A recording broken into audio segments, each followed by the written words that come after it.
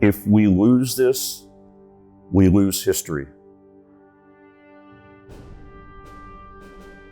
The greatest generation is passing. The people who actually experience life in many of these aircraft are passing.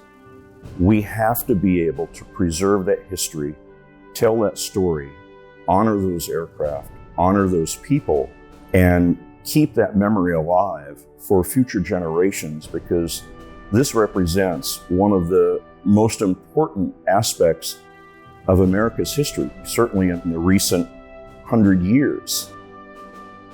What's happening out there is the weather is certainly deteriorating those aircraft, and they can't last forever.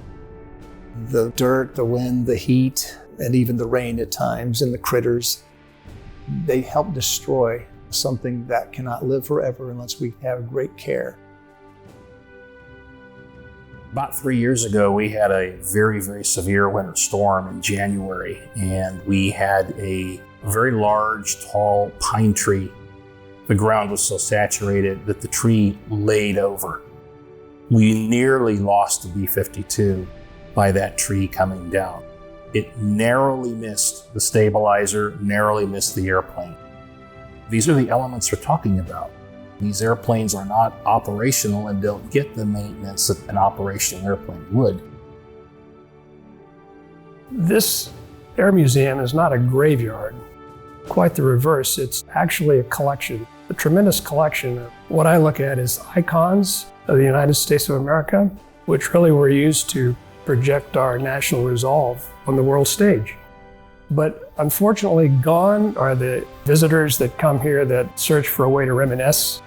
Now there's a new generation of visitors that come to the Air Museum, and that's the generation we're trying to teach. And they're hungry for information. They soak it up like a sponge. They want to know why, and how, and who did it, and why did they do it. I'm connected with that.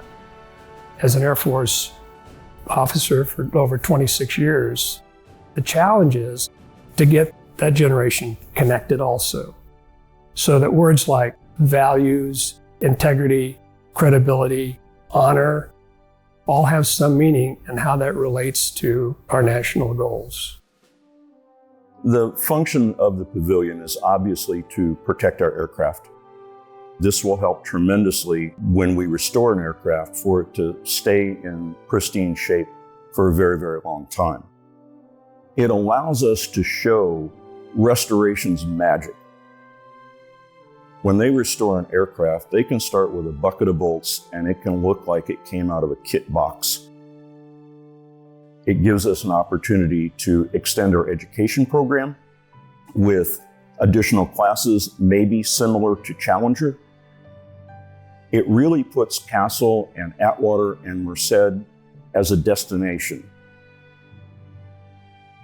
The museum currently has over 70 vintage aircraft, which are displayed outdoors, and we have several that are in the hidden collection, which are covered in fabric and made of wood, so we cannot put those on outdoor display. It simply would not survive in the elements. The museum could house about 40 aircraft in the pavilion. These could range in fighters to larger aircraft that are currently sitting outside and deteriorating because of the elements. Castle Air Museum has always been an outdoor venue, but we have to look at the long-term preservation of the aircraft. When I think of Castle Air Museum, I get kind of sentimental, and I think about me being a father. But one day I'll be gone and I'll be history. And that's sort of the way I feel about this place. It is special, and for the people who are still living that actually flew in those aircraft, those are memories. But one day they'll be gone, and now we have history to protect.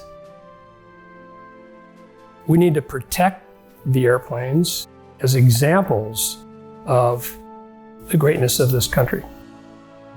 The challenge is mine, it's yours. Somebody has to step up and bear responsibility for maintaining those. If we do that now, it'll make us proud. in the long run.